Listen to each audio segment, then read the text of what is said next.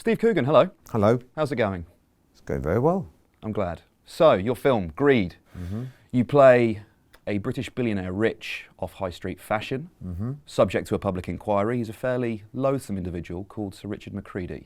That's right. Why didn't you just call him Sir Philip Green? Because I'm not the same shape as Sir Philip Green. Can't believe he's still got the Sir, but there you go. I don't look like him, but really, in some ways, even though he's not the most charming man on God's green earth, to single him out would be wrong in a way, because there are many more high street retailers who are just as culpable of these, what I think are nefarious practices. It's just that he's the most visible. In some ways, I mean, I was thinking, how could I pay him a compliment? I suppose he's not hiding under a bushel, and he wasn't. He was very upfront about what he did and unapologetic in a way, and in some ways more honest about these sorts of, I think and a lot of these other people, what they do is they rake in their billions through paying people, minuscule wages, and then reaping these huge gargantuan profits for themselves and their shareholders, and they just keep a low profile and hope no one will talk about them. Whereas he has sort of done us all a favour, really, by raising it as a spectacle. We'll come on to fast fashion in a little bit more detail later on, but Sorry, I want to focus... I'm answering about 10 questions. No, it's great. But I want to talk a little bit more about Sir Philip, because I think it's fairly obvious, perhaps a character study, or you were drawing from him, because in the scenes, the public inquiry, there were elements, like you were saying, how upfront, unapologetic, bristling he was. Yeah, well, he does point out lots of people avoid tax perfectly legally, but whether it's ethical is another question. He points that out, and he's very upfront about. we did a lot of the lines actually that are uttered in the public inquiry scene are lifted directly from some of the transcripts. So some of the lines I say are things that Sir Philip Green did say. So we've been fairly careful. There's artistic license, but I think we get away with that because it's sort of humorous.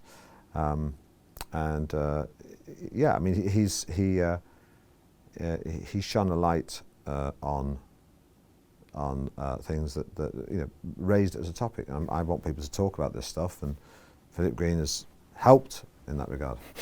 Who do you think are the biggest losers then when it comes to fast fashion? Who loses out the most? 75% of the people who are employed in manufacturing these clothes in these developing world countries like Sri Lanka and Bangladesh are women. 75% are women who are paid minuscule wages. If they try to form any kind of representation or unions, they're often knocked back and pay a big price.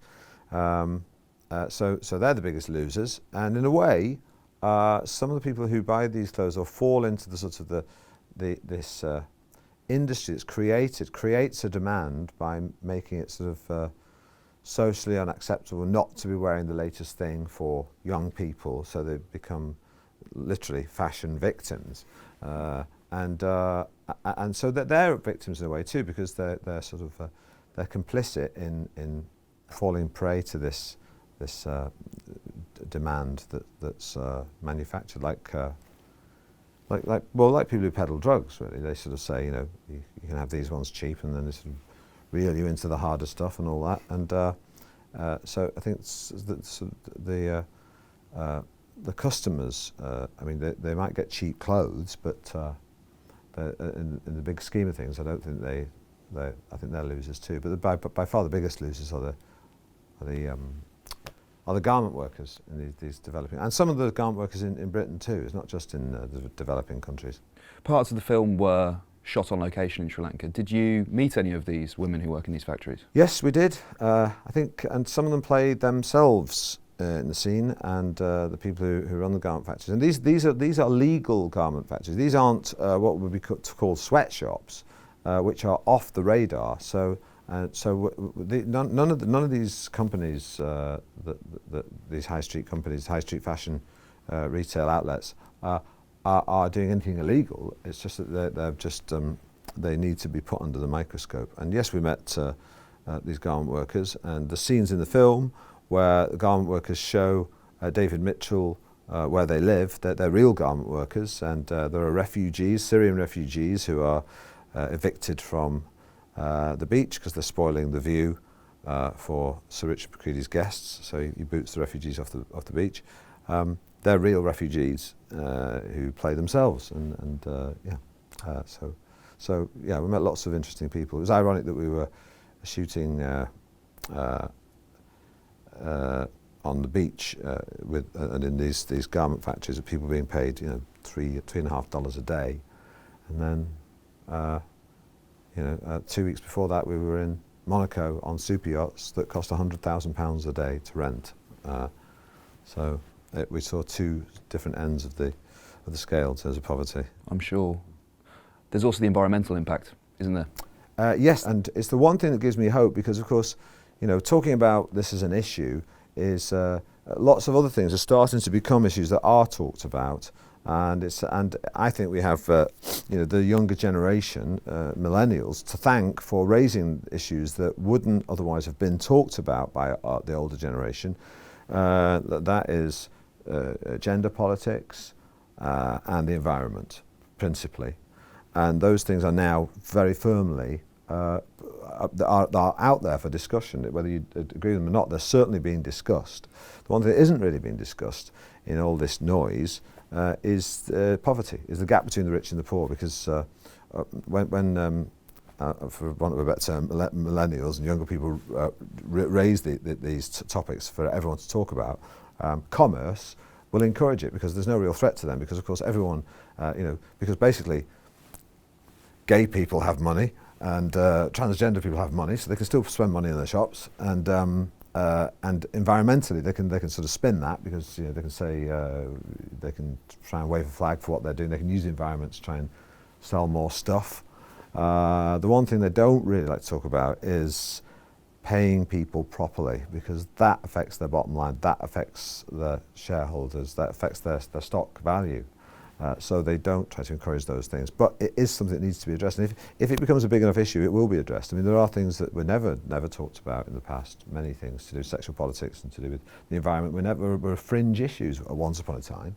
They were just things that people thought hippies or cranks talked about, and now they're mainstream issues. And I'm hoping that the big question that's sort of facing the world, which is the disparity between the super rich and the super poor, is something that people start to talk about. It's Marcuse's, I think, repressive desublimation, commodifying ideology that is perhaps challenging or difficult for the established order. I agree with you entirely there. I think that that's how they rob you of power, is instead of, it happens all over the world, instead of fighting something, you sort of co-opt it. It happens in the pharmaceutical industry. I know people who come up with ideas that might threaten the business model, they don't fight them, they give them a job.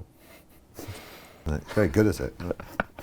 What's your message to someone who uses these fast fashion chains? Because obviously their success is because of their popularity. There's a lot of people who use them. Yeah. I mean, I don't expect you. I know what people, you could easily say, it's all right for you, you're privileged, you can make choices like that. People want to buy cheap clothes.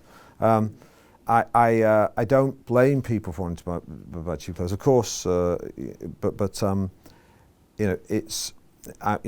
if things. It takes a long time for these things to change. You can't just say stop doing this.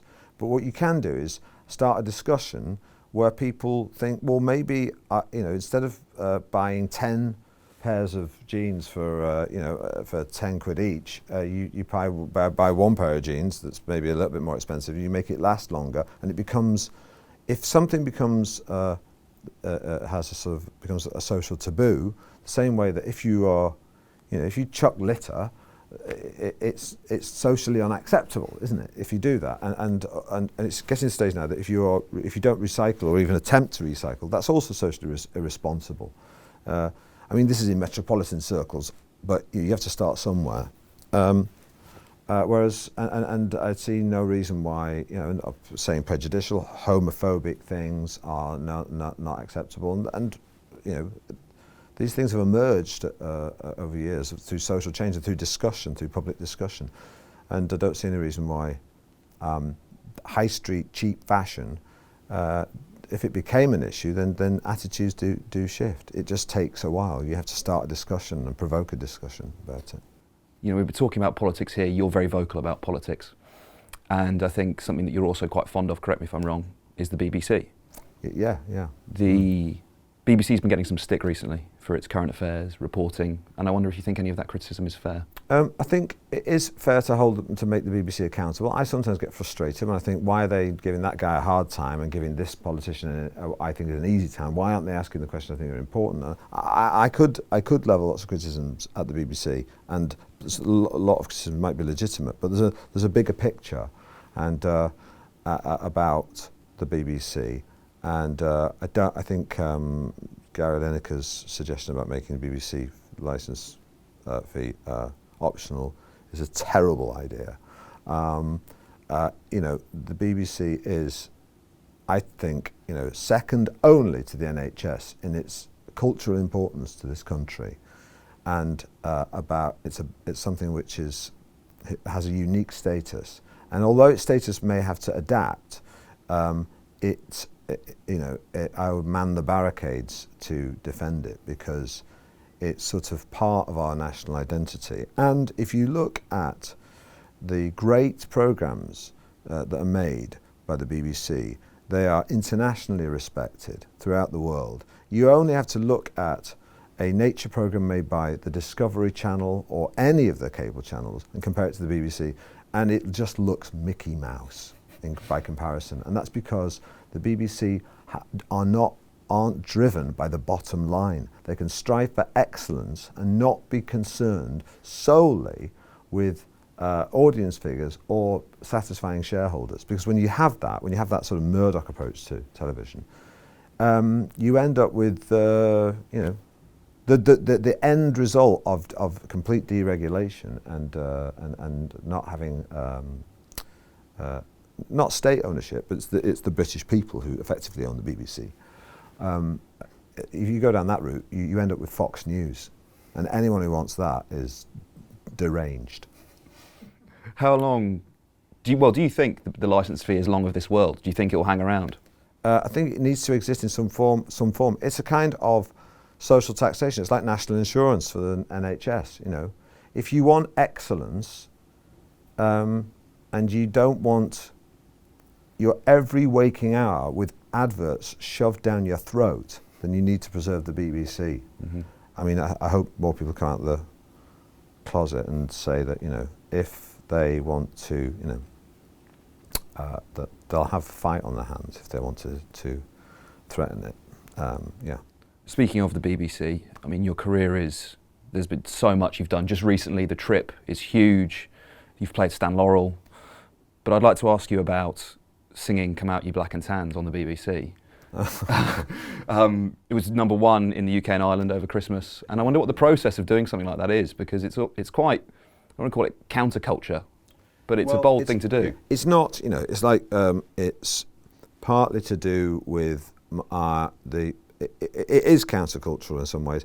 It's, I mean, someone said that the Wolf Tones are sort of banned from RTE in Ireland, Irish television, and I managed to do something anyway. But I mean, partly it was to do with, you know, the whole Irish-British history, and I did my DNA test the other day. I'm 95% Irish, so even though I was born here, and I feel British and I feel Irish, and you know, and I am proud to be a British, and I'm proud to have Irish roots too. I'm proud of both those things for different reasons. I'm not a flag waver, or last night at the proms in those plastic Union Jack hats. I can't stand those people. But I am proud to be British for very, very different reasons, which is our history and culture of dissent, and not accepting the official line. We've got very good bullshit detectors, the British, and that's something to be proud of. But having said that, we did stitch up the Irish for several hundred years, and so it was quite nice just to sort of like, I don't know, just try and sort of I think partly it was sort of a joke. I was doing I didn't want to do an Irish character who was ridiculed.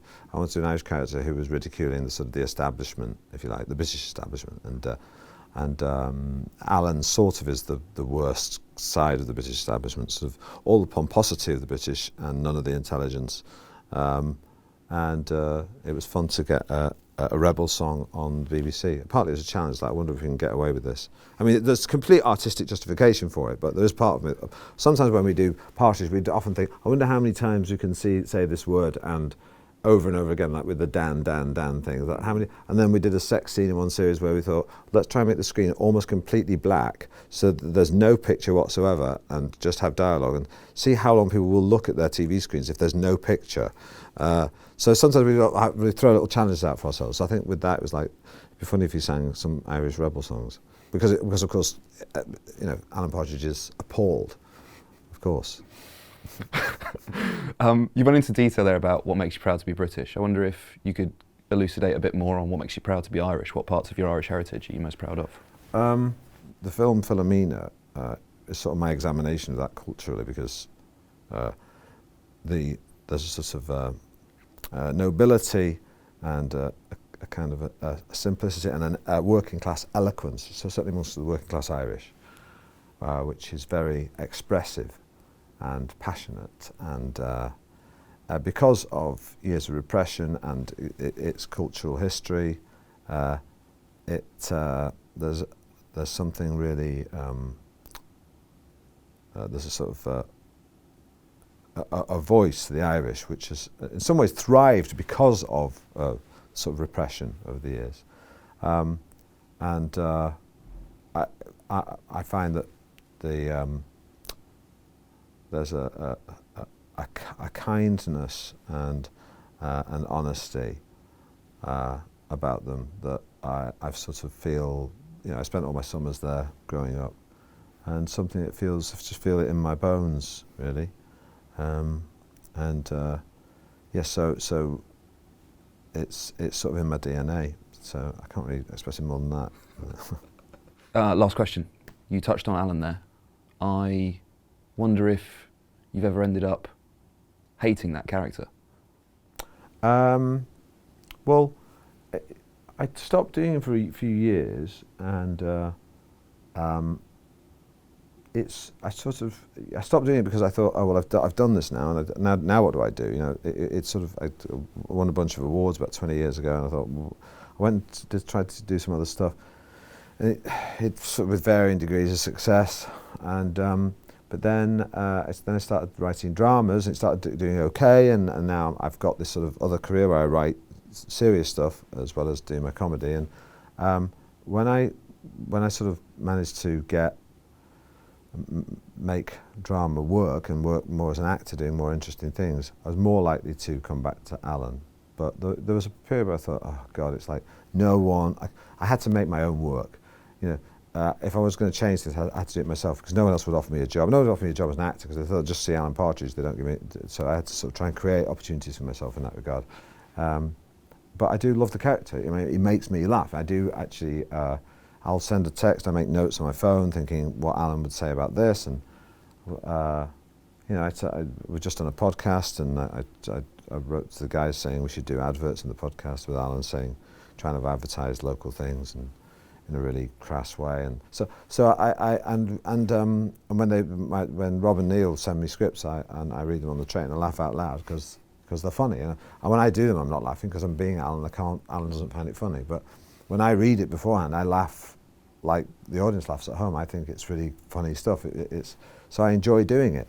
But there's definitely was a period where I was a bit reticent about him. It was a bit of an albatross. But then now I'm like, it's fine. It's like as